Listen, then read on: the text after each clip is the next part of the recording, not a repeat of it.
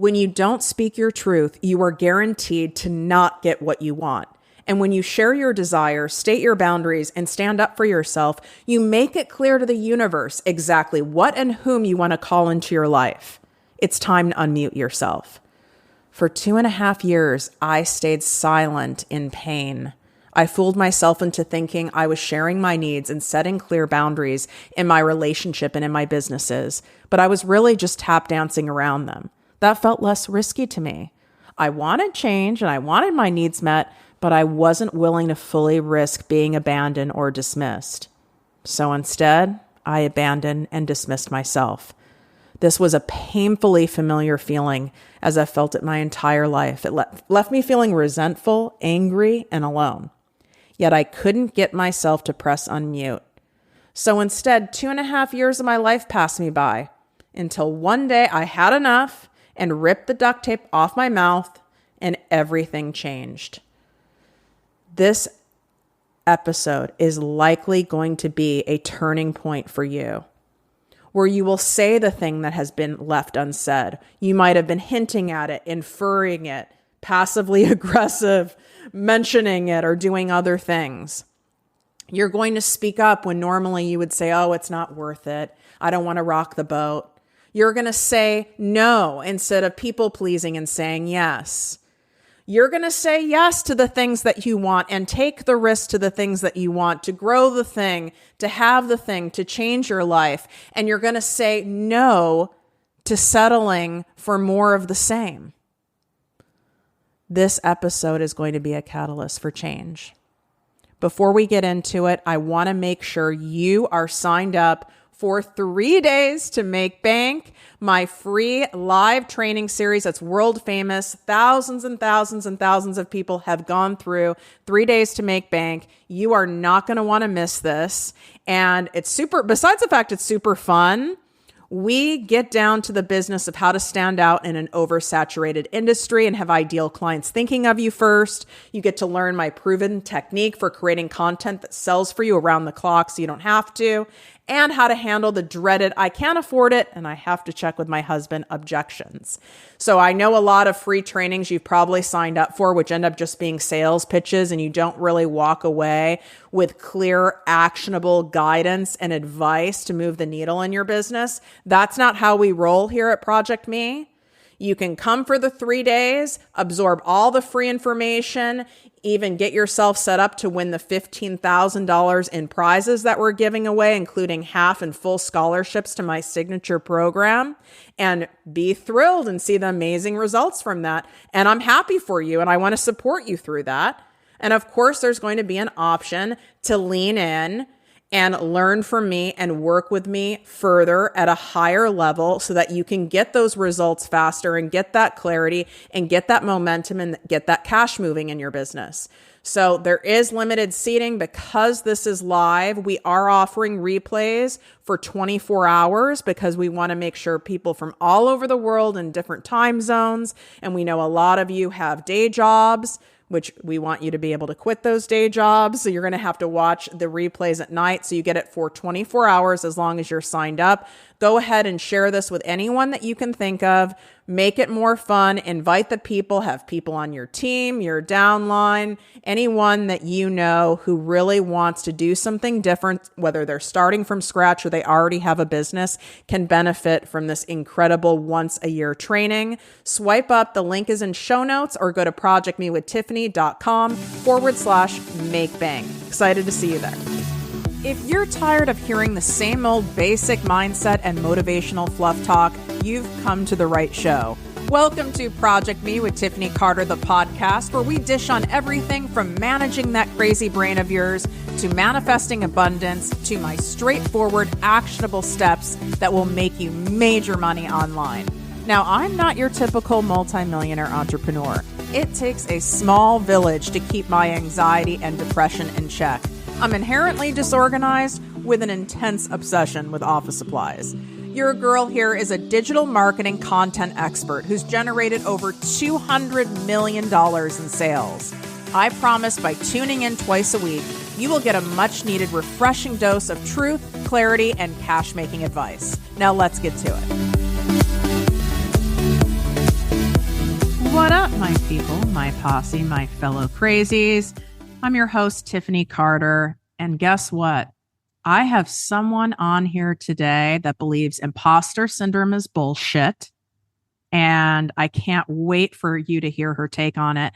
And you're going to go through an interesting exercise. It's going to get you down to the bottom of some things of what's holding you back, why you really want what you want. Do you really want it, or do you think it's something you're supposed to do? There's so much good stuff coming in here.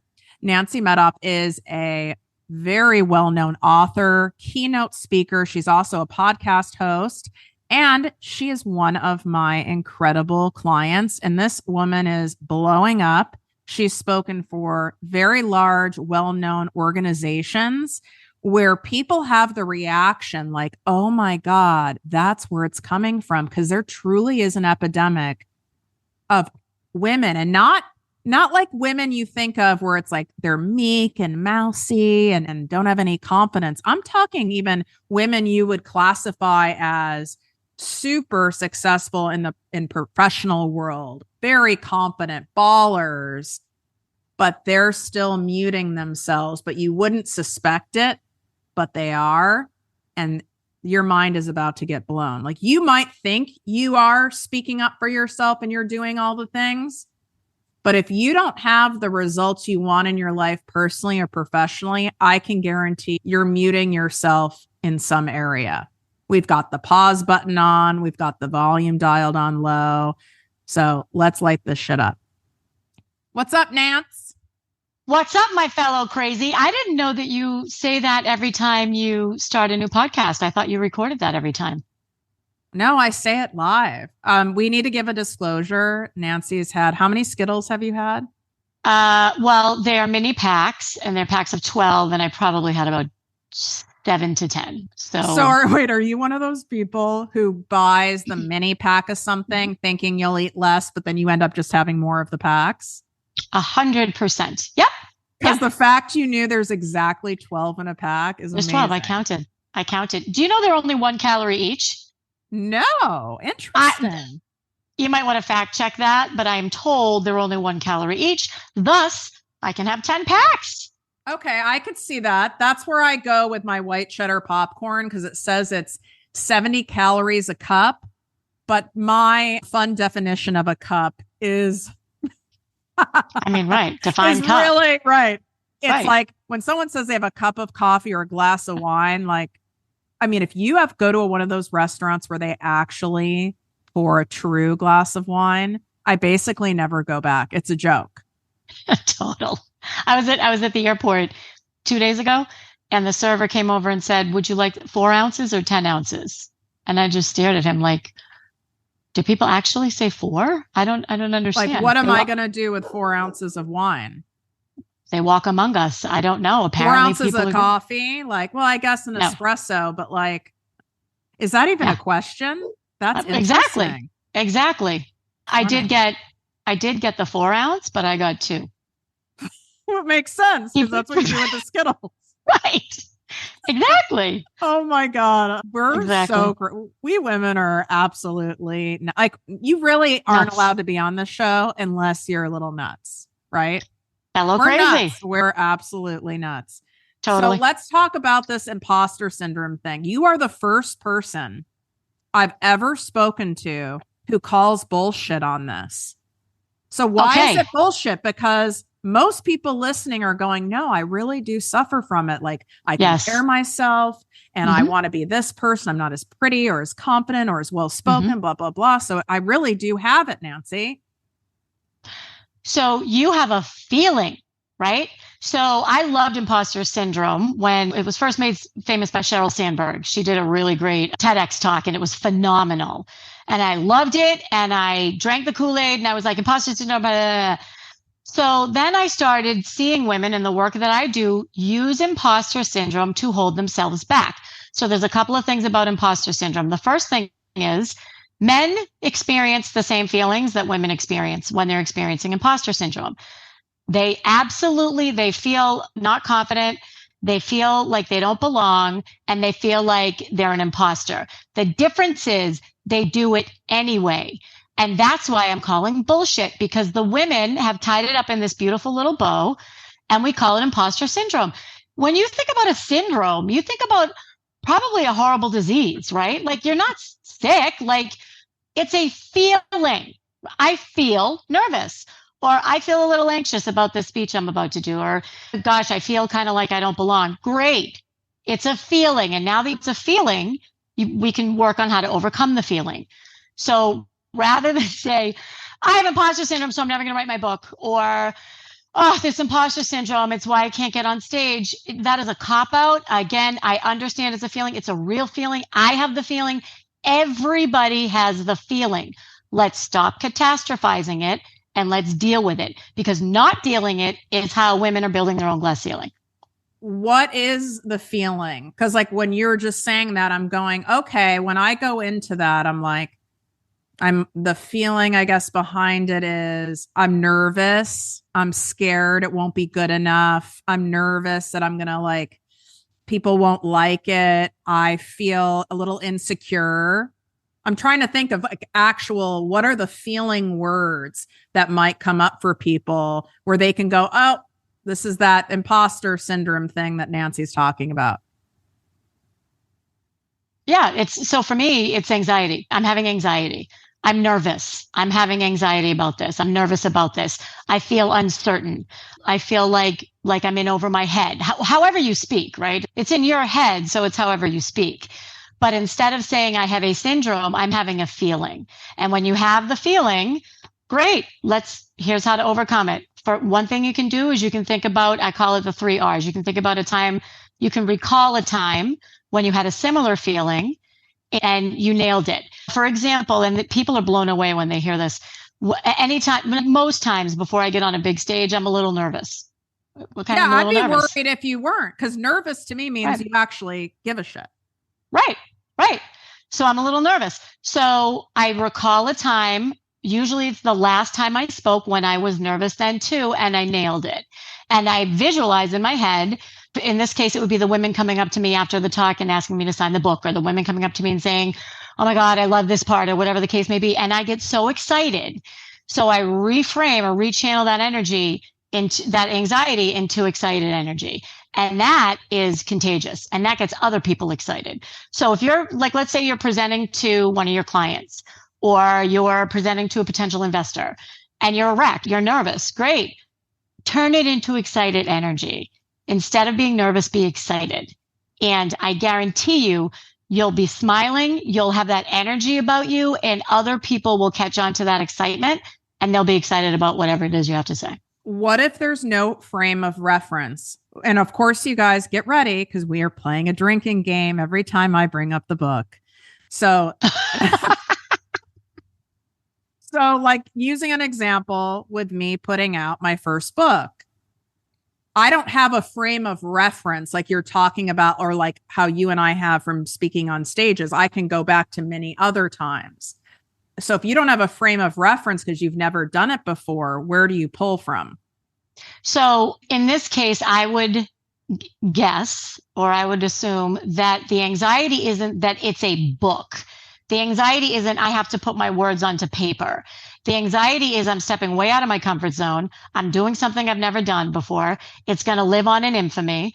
People are going to be able to reference it all the time. I can't take it back, right? I'm having anxiety just saying these things, and you look like you need an EMT. Right? So, yeah. So, but it's not the book. So think about your podcast, right? It took you how long to do your podcast? Yeah. How long did it take, right? 10 years. It's no different. It lives on in infamy. You're putting yourself out there. People are judging you. People are listening. It's the same thing. So there is some, and I know I sound like you right now, there is some kind of limiting belief in there that is holding you back. It's not imposter syndrome. It's not.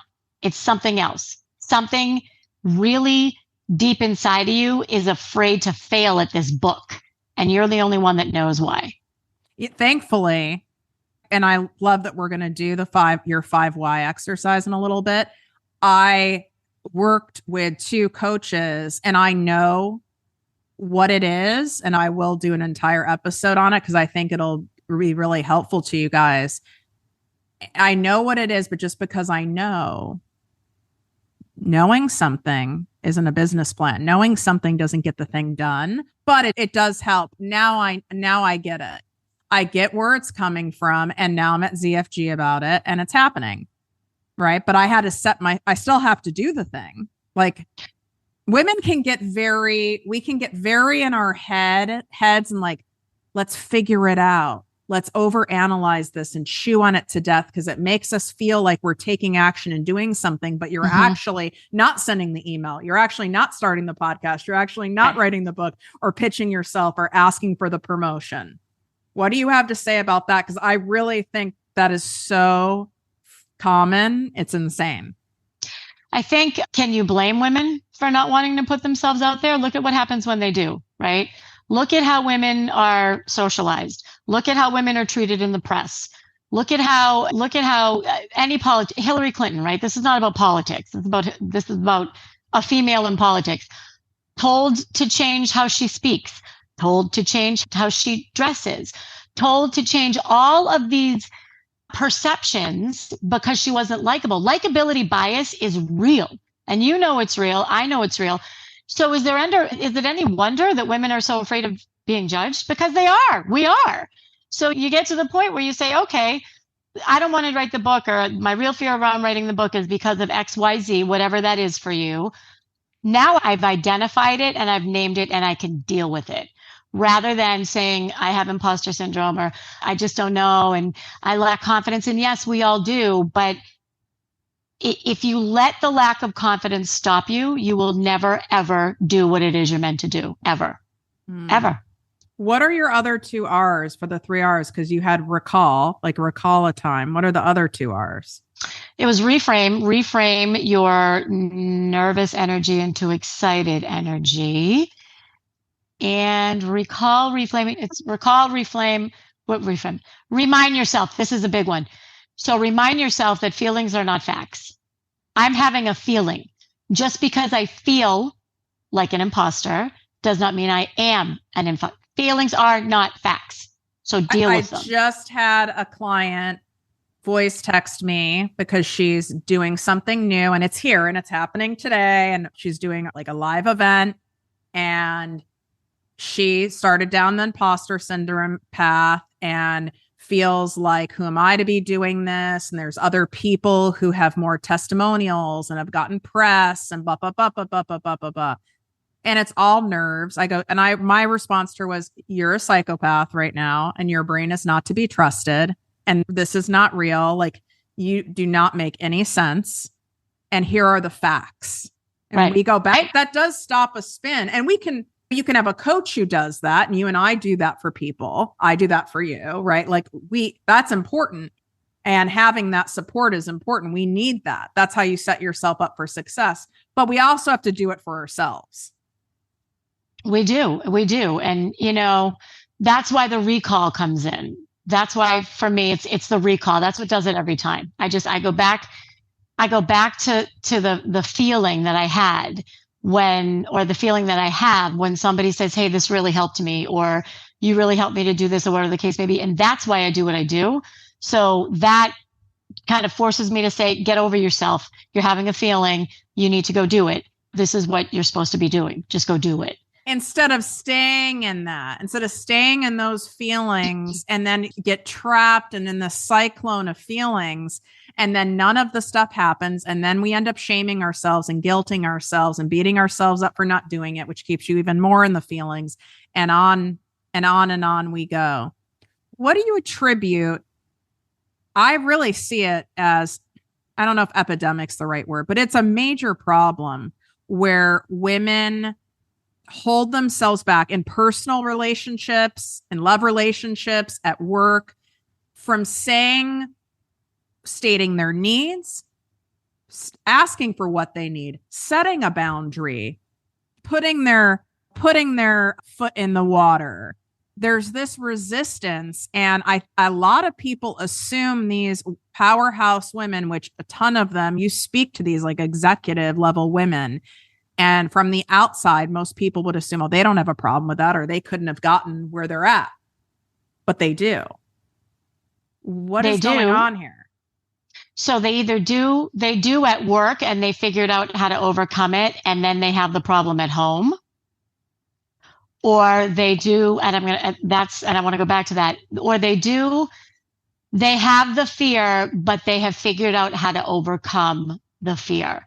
Like the men, right? Remember how I said men have imposter syndrome? I mean, this is true. This is Tom Hanks, David Bowie, Charles Schultz, all of them. They have said, I have imposter syndrome, but they do it anyway. So I think the difference is the women that you see that are doing it have trained themselves how to overcome the fear. It doesn't mean the fear isn't there. It's there. I'm telling you, I'm an expert on this. It is there. They simply have tools and resources to overcome those fears.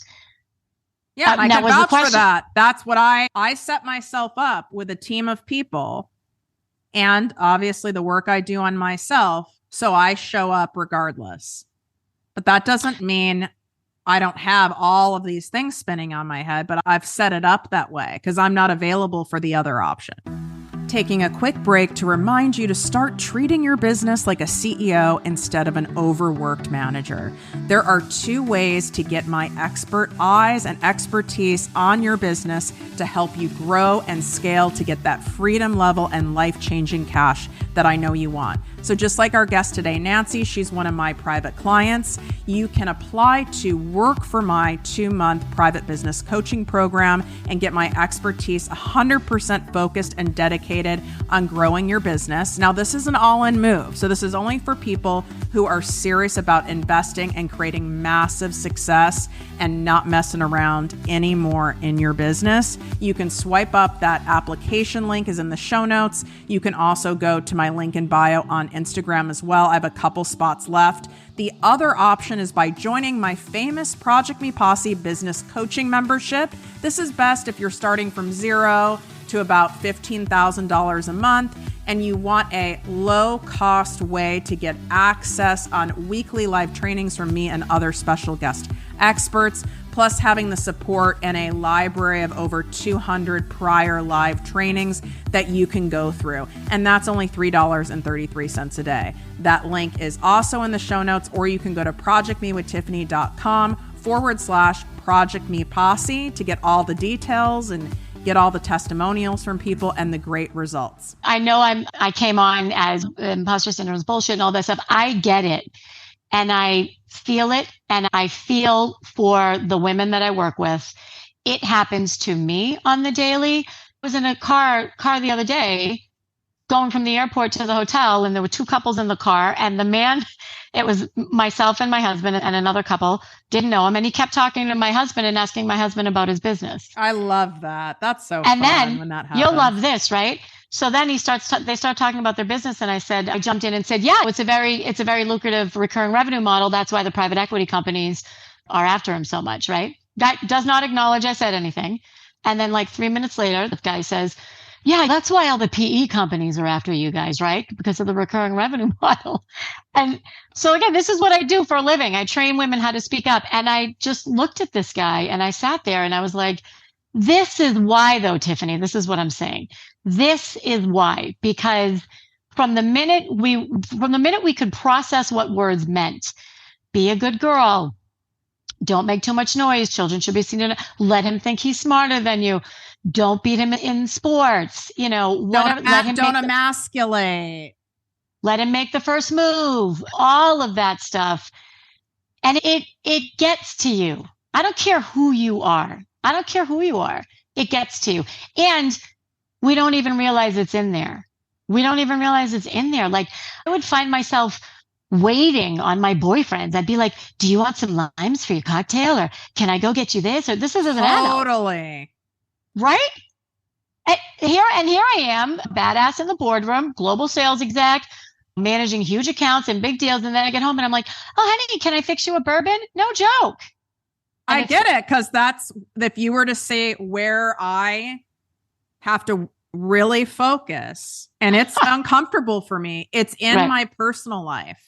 And I've gotten a million times better and as much as that's where part of that zero fucks given has come from. It's also it's my way of reminding myself and other people, like, zero fucks. Like, I'm stating what I need and my boundaries with love. I'm not trying to be nasty, but sometimes I can't control if you think I'm being a bitch because I'm telling you, hey, like, you've got to be on time for our meetings, or I've asked you 3 times, like, I do not want to wake up with dishes in the sink. It doesn't work for me. It's not cool. Right. And I'm not having it. Right. And I keep seeing them. Yeah, we're going to have it's going to be a problem. It's wild. It's wild. And I believe it's how we watched the people that raised us. There was food on my table every night. My father was meat and potatoes, couldn't vary from the food. God forbid she made something a little crazy. He'd be like this, I'm not eating this. I mean, nuts. So you learn and you see, and you learn and you see, and you learn and you see. And you either fall right in line with that expectation, or you say, no, not today. This is not going to happen today. I'm not going to let this happen to me. Or I'm not going to end up like her, whoever that her is that you watched for 50 years or 40 years or 30 years. It could be your own parent. It could be a sibling. It could be a friend of yours who you've observed their marriage. It could be a stranger. I want to share a quick story, and then I want you to kind of dissect it, because I like using examples. And I don't know if I've shared this with you offline, but this goes right along with what you're saying. So I was selected and hand chosen to be the CEO of the second largest dermatology group in the entire world in order to turn the company around and make it the most attractive to be bought out, like the whole private equity thing and all that stuff. Okay. And I was, given the offer and told, how much and what percentage and blah, blah, blah. And I liked the offer. Like, number one, I didn't counter the offer. And I'm not saying you guys have to counter every offer, so don't take what we're saying like crazy literal. But like, it was an offer that was really fair up front. I wasn't getting lowballed, but I still, if I'm being honest, would a guy in my shoes have countered 1,000%? But it was the most money I've ever been offered for anything in my life, and I was afraid if I countered the offer, even if I did it very professionally, that the whole thing would be taken away. So I didn't counter. And so if you don't ask, the answer is always no, right? So if you don't ask, you definitely won't get. So I didn't counter. I mean, I better just accept this, like, graciously and with enthusiasm, which is what I did. Then it went further to where I was waiting for a contract, because that's normal, right? Mm-hmm. And there was no contract. And then I asked, and this is the main decision maker, right? And I said, I've not received a contract to review for this yet. And the offer was sent in an email, like, I had the offer, and, we don't need to do that. We've known each other for years. Like, I don't operate like that. We do this old school. And that was true. There was a very high level of trust and a long-term relationship there. So that part was true. And this person was definitely like more old school in that way. I didn't put my foot down on the contract. I felt like if I did, then this person who I respected and trusted would think that I didn't trust them. Kind of like the prenup stuff I hear a lot from women. Okay. Mm-hmm. So I didn't. And did I still make a lot of money? Yes. Did I fuck myself out of a shit ton of money? Absolutely. Is this an example of the nuances of how we mute ourselves and cause these issues? Meanwhile, I'm the CEO doing this. So yes, the first thing I would say, a lot to unpack here. The first thing I would say is, first of all, enjoy and honor and have the grace to honor the fact that you got an offer that was the most money you were ever making. Good for you, right? And that's great. And if you didn't want to ask for more money, don't ask for more money. I would say ask for more money. Hiring managers expect you to counter. Every single one of them. Every single one of them expect you to counter. And even if it's a half-hearted counter, at least you try, and at least you didn't leave money on the table. That's the first thing, right? I have never in all of my career coaching or hiring, so I've hired probably several hundred people in my career.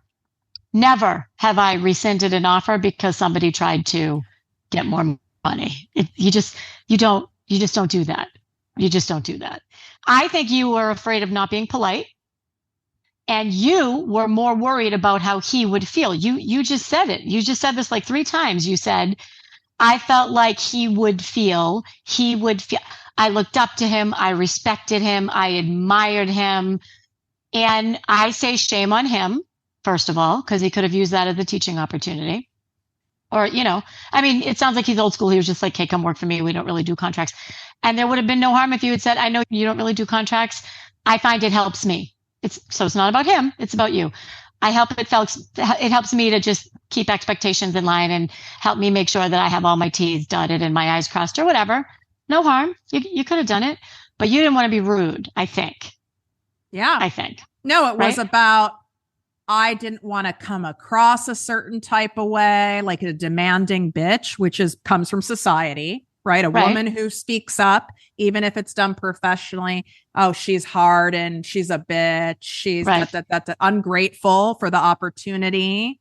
So I had all that going through my head. And yeah, in this situation, because there was an actual like long-standing relationship, I was more concerned with how someone else was going to feel other than prioritizing my own needs. And you assumed, and this is big, okay? So this is big. You assumed that advocating for yourself is rude, and it's not. Think about how I just said it, right? Like, let's say we were doing an agreement, and you said, I really don't do contracts. Let's say it was a coaching contract. I'd say, why? You don't do contracts? Yeah. Well, would it be okay with you if I drew up just maybe like a page and a half of mutual expectations so that down the road we're clear on the deliverable and the scope, and so that we can kind of use it as a guide? Would that be okay? Yeah, of course. Right. Like, and it makes sense now because I do all of this now for many years. Right. But I wanted you guys to hear, and I'm talking like very well-known CEO, like that company got bought out for the most that any large medical group has ever been bought out for. And so on that's to your point, major baller on this side. But as soon as you added a personal element, because when I was in corporate, I always fucking countered. What I mean? But when you added a personal element for me, oh yeah, when I would go sideways, and it's like, I know how many of us do this in our friendships, even in families. It's like, let's talk about like the boundary situation. Why do you feel it is so challenging and even scary for women who otherwise are rather competent, successful women, great moms, all these things? Why is setting a clear boundary, whether it's at work or with family, with a partner, why is it so fucking terrifying? I have done a lot of research on boundaries. I love boundaries. I think that once you can get comfortable with setting them, it'll change your life. It's a game changer. And I still struggle with them every now and then, depending on who it is, depending on how high the stakes are. Because if you're setting a boundary, it depends. But if you're setting a boundary, the stakes are hard and you're worried, or I'll just say me, I'm worried that the person is going to be offended, which they might. I'm worried that the person is going to push back, which they might. That's why I'm setting the boundary in the first place. I'm worried that the person I might lose them or lose the relationship, which you might. And one would argue, was it really that solid of a relationship if they're going to walk away over something like that? So I think it's because it's hard, and women shy away from difficult conversations many times. They shy away from difficult conversations because, again, it goes back to don't make waves, don't upset the apple cart, be a good girl. And it's staggering to me, the level, the epidemic. That's a great word. I coach CEOs, Tiffany. CEOs, female CEOs who build companies from scratch. And they are terrified to go into a meeting and share their viewpoints. It blows my mind. And here's what I think. Who knows how they were treated as a kid? Who knows what they were told or what they continue to be told or how their friends treat them or how their mother treated them or their father or their brothers or whatever the case may be. We all bring this baggage with us, all of us. And recognizing that and knowing that and saying, okay, why is this so loaded for me? Will help you get through it. Once you can figure out why it's so loaded for you, because there's a reason with this case where you took the money and didn't sign the contract. There was something. Yeah. There was. When we look at like your book cover, right? It's unmute yourself, speak up, stand out. And then I was thinking about it. There's a big resistance for a lot of women of standing out, of being seen, of God forbid, shining. So if there's a resistance to that, well, they're certainly going to dim their light. They're certainly going to pull back. They're certainly not going to speak up. There's a definite fear because if you stand out, you could be a target. And you're right with your examples. I mean, let's use a recent example with Rihanna at the halftime. Mm-hmm. Are there millions of people saying amazing things? Yes. But saying amazing things while dissecting her. So saying amazing things is also judgment. Are there a lot of people going, she was, on these weird platforms and she's pregnant? Why would a pregnant woman be doing that? She's standing out. Look at how I can see why our nervous systems could read that as this is really risky. Danger, danger, danger. Better not do this. It's safer to kind of blend in. And in a way, guess what? In a way, it is safer. It is, but who wants to be the average? Who wants to, the people who buy my book or the people who work with me, they don't want to keep playing small. They don't want to be spoken over in meetings. They don't want to have their ideas hijacked. They want to advocate for themselves. So, and it's interesting because I'm trying to think, I don't think I've ever had a woman that I work with tell me I'm afraid to stand out. I'm not disagreeing with you. I think you're right. Some women don't want the attention. I think when I say stand out in the context of advocating for yourself, it's standing out for your worth or standing out for your value or standing out for what you believe in or when you're communicating. But that's a really interesting perspective because on the other side of that, I have given my keynote where many women who are introverted, sometimes if I don't tee it up right, they'll come to me and say, well, this is great for an extrovert, but I'm an introvert. That won't work with me. And it does work with them. You just need to adapt it with introverts. You just need to adapt it for whatever your style is. So I guess what I'm trying to say is I don't know that women don't want to stand out. I think women are afraid to stand out. That doesn't mean they don't want to. That doesn't mean they don't want to. I want to, but I've associated, and I just use myself as an example.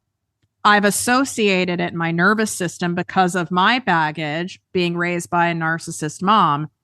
You do not outshine a narcissist. You're fucked. Whether I look too pretty one day or whatever it was, you have to shine, but you better not shine too bright. And so that's where my baggage comes into play, where I do want to stand up because I know the more I stand out and I stand up, I represent and I help and I draw and I lead more people to greatness. Like I genuinely want to do it. And I know it's not from a narcissistic, selfish point of view or perspective. But wow, my nervous system reads that as high danger because of, like you said, the baggage from childhood. And the vulnerability. Think about it. Think about it. I mean, I didn't know half of my stuff. And this is what I do. And I didn't know until I really was like, oh my God, I think I remember this now. And I think I know where this is coming from. And I think, and then I had to deal with it. And you know what? That wasn't fun either. So it's not as simple as she's an extrovert, she's an introvert, therefore this one speaks up, or she's a loudmouth and this one's not. It's not that simple. It's not that simple. Everyone, I'm an introvert. I'm a highly socialized one, but I've also chosen, as have, the thousands of people we've both worked with, have chosen to get the support and guidance of help to do the damn thing anyway. Right. You continuing to try to figure this out on your own, or maybe like with a therapy appointment once a week, it ain't going to cut it, honey. It's just not. Believe me, I've had like 500 years of therapy. I had to pet horses. I had to draw pictures. I had a lady hold me in a pool at the Four Seasons. I've done all of it. It was like called aqua therapy or something. It was very fucking weird, by the way. Did you like it? It was just really weird. It's a little weird. Yeah. It was, I get it, because there was like a maternal thing. Right. But it was remothering, maybe. Yeah, it was very mothery. Yeah. Talk about vulnerable. You know how when you're weightless in the water and someone's holding you in the water. I've done it all and that didn't cut it. Okay. I still didn't ask for the contract. That was all before that. So there's the support in real time that has to happen. I want to make sure we get to your 5 whys exercise. So first tell us, what is this exercise designed to do for people? So the 5 whys is pretty simple. It's designed to really help you understand why you want whatever it is that you're talking about. It could be getting healthy. It could be going for a promotion. It could be leaving your day job or leaving your full-time job and pursuing your side hustle. It's why are you seeking whatever it is you are seeking? Once you get clear on the why, that will help you get through whatever's holding you back. So the why will help you get through the fear. And the why becomes your true north. This is why I'm doing this. So if this is why I'm doing this, when my motivation wanes, then this is what's going to kick in and it's going to help me. It reminds you why. And it's not as simple as because I want money. I want more money. It's not, it is absolutely not that simple. Because that's the first layer. People will say happiness, money, confidence. Mm-hmm. And this digs below that. It gets many layers below. So how do you want to take people through the exercise? Do you have something big that's coming up in your life? Do we want to continue the drinking game with the book, or do we want to go somewhere else with it? Yeah. So, all right, ready? Oh, but Jesus. you've done the work on this, so I don't know if this is going to work. No, but you've not done the 5 whys with me, so I'm open to it. Okay, so tell me. So the exercise is simple. You ask yourself why you want to do this thing, whatever the thing is, and then you continue to ask yourself why that reason is important 5 times. So Tiffany, why do you want to write a book? I want to write a book because I know how many people really are able to absorb and feel and learn things through writing, through a self-contained type thing as a book. And I've had so many books change my life. And I want to be able to pay that forward and do that for other people. Why do you think paying it forward through a book is so important to you?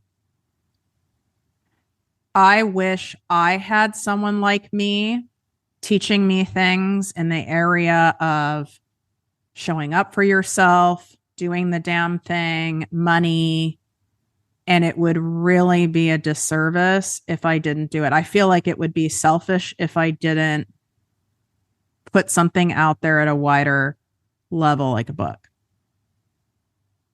So you said you wish that you had somebody when you were younger that could show you the way and teach you these things. What happened? What's the result of not having that person?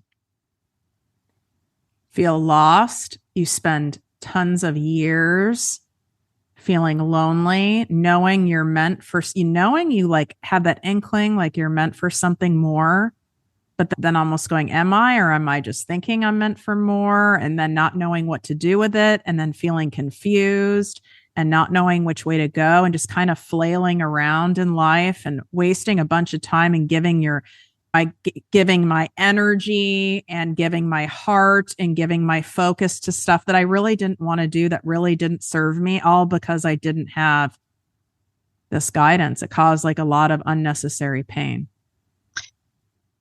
So you said a lot of flailing around and a lot of wasting time, and you spent times and years and unnecessary pain, right? A lot of people do. That happens to a lot of people. This is going to sound trite. So what's the big deal? You wasted a lot of time and had some pain. So why is that? Why is making sure that doesn't happen to other people important to you? Because no matter who we're connected to, how much money we have, how good we are as a human being, one thing we can never get back is time. We don't know how long we're going to be here. We have no control over that. And the amount of years that I spent doing things for everyone else instead of myself represents a majority of my lifetime to this date. And I've watched so many other people do the same thing who are doing it now, or even died still doing it. And it robs us of the life that we're meant to have. It robs us of the joy we're meant to have. It robs us of a lot of things. And I don't want that for anyone else if I can do anything to help. And my entire life changed when I put myself first. I've heard you mention time a couple of times. I want to go just a couple more seconds. I heard you mention time a couple times. And I heard on a recent podcast you talking about time. Why do you think time, the concept of time, is so important to you right now? Let me think about that. Time, it's so evident of how we really have no control over it. And we're reminded when someone close to us dies, or when a public figure dies suddenly at a young age. Or I feel like just last week, it was like fucking New Year's. Like, what's going on? Like, how are we going into March? Like, how is this happening? And we want our lives to mean something and stand for something and leave some kind of a print and some kind of a legacy. And the longer we wait, that chance goes down of us being able to doing that. And I just see so many people wasting their time, wasting their lives away, and it feels like shit. And I wasted so much time, and it got me to a point where I didn't want to be here anymore. And I don't want anyone to be stuck in that spot and waste any more of their own precious life that we have here. Whoa, now I'm fucking crying. Is this your exercise? Oh my God, that's it. That was so good. Yes. Wow. Thank you. I'm pretty choked up too. That was so good. That's it. Do you think that people can take themselves through this, or do they need Nancy to do it live on air? By the way, so podsters, that's what I call the people who listen to my podcast. This was not even a little bit planned. I had no idea how this was going to go, because you're pretty woke when it comes to what drives you. You know, you're very self, and I'm like, this isn't going to work. She knows too much about herself. This isn't going to work. But I wasn't going to let you off the hook with the first 5, because those were surface. And I knew you said time, you said legacy, you said something about someone dying, still selling themselves short. You kept saying die without putting yourself first. And you kept saying that and saying that. And so I pushed you a little bit more, because there was something there. I didn't know that's what it was going to be. Thank you for being vulnerable. That was something.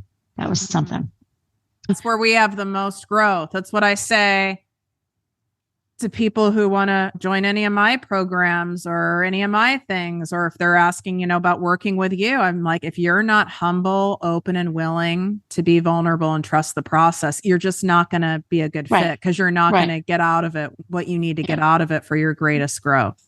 Yeah. You can do it yourself. So there's going to be a link in the show notes. You can click on it, and I have a little sheet that I use. You absolutely can do it yourself. Do you think you would have gone that? You would have stopped after 5 if you had done it yourself. So you wouldn't have gotten to the. We know, let's be honest about me.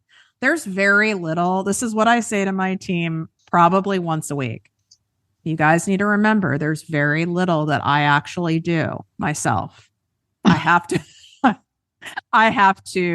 have a coach take me through it. I pay people to take me through it. I pay people to do it. So no, without a doubt, would have stopped. I would have probably done some of it, but I wouldn't have gotten there. No, I think it would have been a nice start. Yeah, you can do it yourself. You can do it for really anything. I've done it a few times at different stages and seasons in my life. I've done it with friends. I've done it with clients. The key is to really just sit and get quiet. And if it's too much for you, come back to it. Maybe do 2 one day and come back the next day and do your 3rd, and then come back to the next day and do your 4th. If you don't get to the real moment that similar to what Tiffany just had, then you're not done. You're not done. Yeah, I agree. And you know what? You guys might come to the conclusion, which is also okay, that you don't fucking really want it that bad. Exactly. And that's okay. Yep. Really, because sometimes we convince ourselves we really want something, the promotion, the job, to have a business, a book, a podcast, whatever it is. And we think we want it because we've told ourselves that, or we see other people who have it. We're being influenced, our own egos. And I'm sure you've worked with people where this exercise comes up, or you've done it on yourself where you're like, wait a second, like, this isn't that important to me.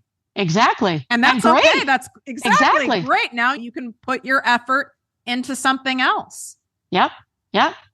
And the other benefit of this exercise, and I know this because I've done it for myself, your 5th why, that should be all over your copy, all over your marketing, all over it. And I'm sure, that's what we did that. Me and you did it. You did it with me. We just didn't do it the 5 whys. We got there, right? So it's truly what's driving you, and why it's what's driving you. And that is what will get you across the finish line with this book.